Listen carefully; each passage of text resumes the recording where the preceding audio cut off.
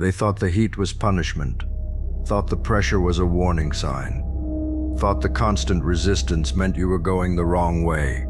What they didn't understand is that some people aren't meant to be protected from the fire. Some people are meant to live in it long enough to change. Every time life turned the temperature up, something inside you adapted instead of retreating. Skin thickened, focus sharpened, fear burned off first. You didn't come out louder. You came out steadier. You didn't come out angry. You came out deliberate. Pain taught you how to slow your breathing while everything around you collapsed. It taught you how to think clearly when panic would have been the easier option.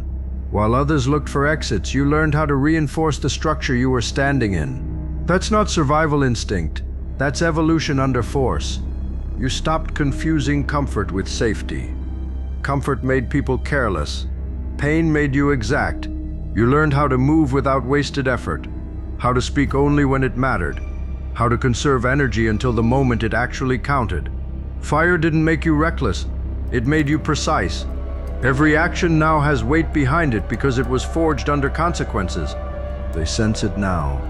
The way you don't react to intimidation, the way you don't flinch when tension rises, the way chaos seems to orbit you without pulling you in.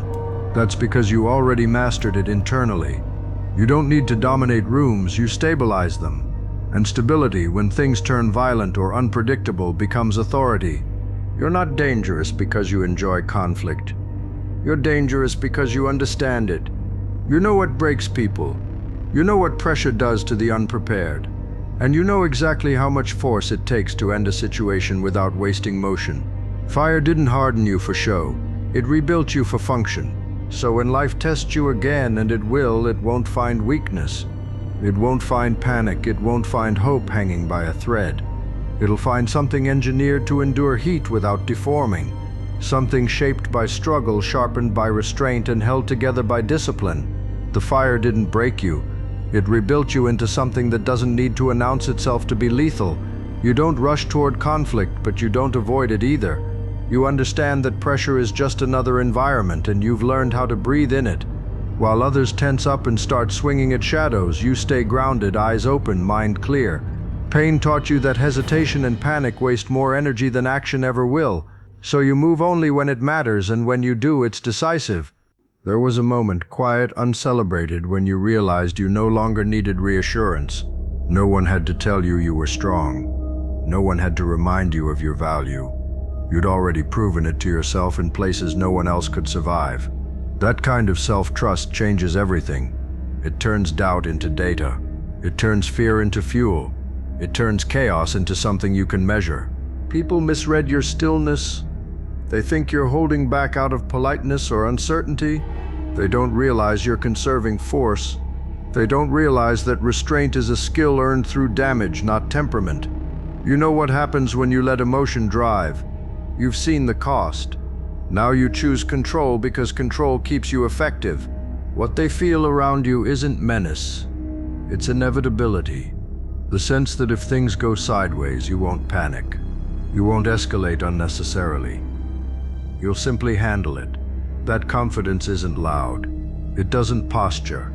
It doesn't need an audience. It's the quiet certainty of someone who's already been tested past the point of fear. And as you keep moving forward, the fire doesn't stop. It never does. But it also doesn't scare you anymore. You know its language. You know its limits. Every new challenge just adds another layer, another refinement, another reason you don't break form under stress. You weren't forged once, you're forged continuously. So let the pressure build. Let the heat rise.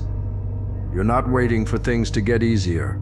You're waiting for them to get heavy, because that's where you operate best. You stopped wishing for lighter days because you understood something most people never do. Easy conditions don't reveal who you are. They hide it. Weight reveals it. Resistance reveals it. The moment things get heavy is the moment you actually arrive. That's why you don't complain when the load increases. You adjust your stance. You tighten your grip. You let the pressure settle and you carry it like it belongs to you. Pain taught you that breaking isn't always loud. Sometimes it's subtle. It's hesitation. It's self-doubt. It's waiting for permission that never comes. So you burned that habit out of yourself. You learned how to decide without consensus, how to act without applause, how to move forward even when the outcome wasn't guaranteed. That's not recklessness. That's trust in a structure you've already tested under collapse. There's a difference now in how you look at obstacles. You don't see threats, you see calibration. You see another chance to refine timing, sharpen patience, strip inefficiency out of your movement.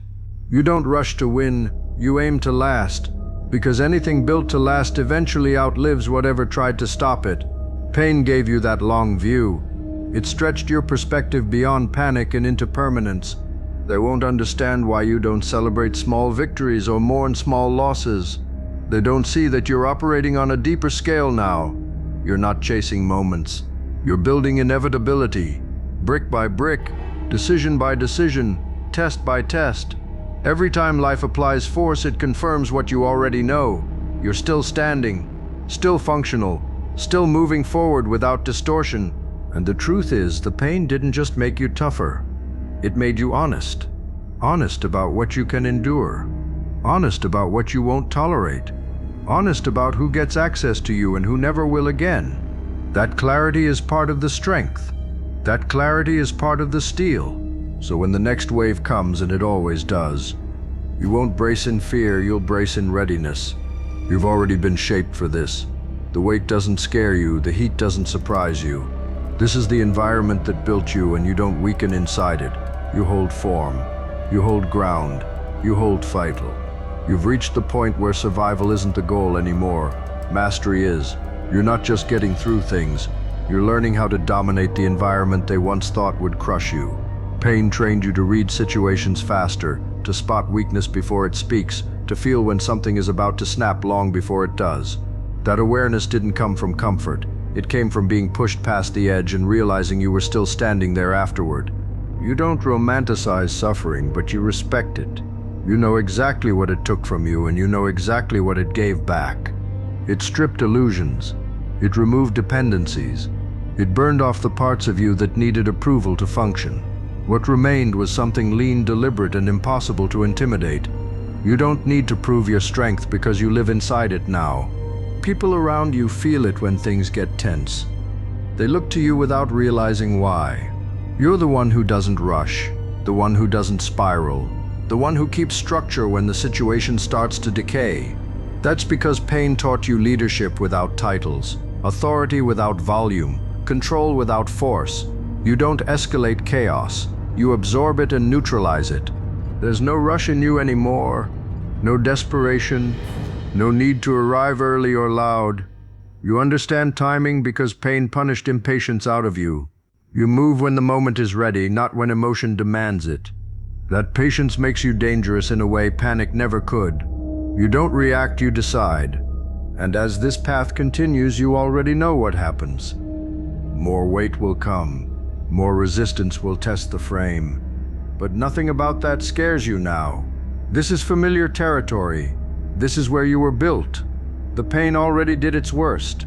What stands here now isn't fragile, isn't temporary, isn't hoping to survive the next hit. It's ready for it.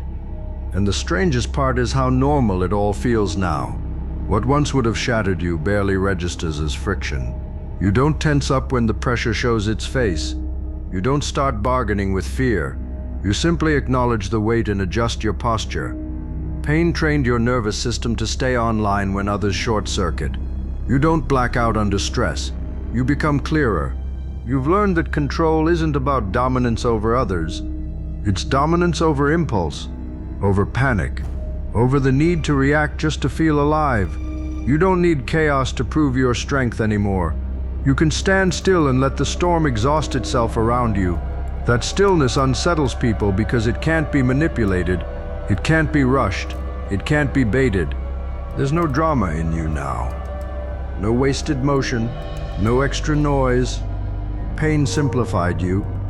It reduced you down to what works, what lasts, what holds when things start collapsing. You don't overpromise. You don't overextend. You don't gamble with your stability. Every move you make is supported by experience that already paid the price. And when they look at you and wonder why you don't celebrate, why you don't brag, why you don't explain yourself, it's because you're not performing anymore. You're built, you're operational. You're past the phase where words mattered more than outcomes.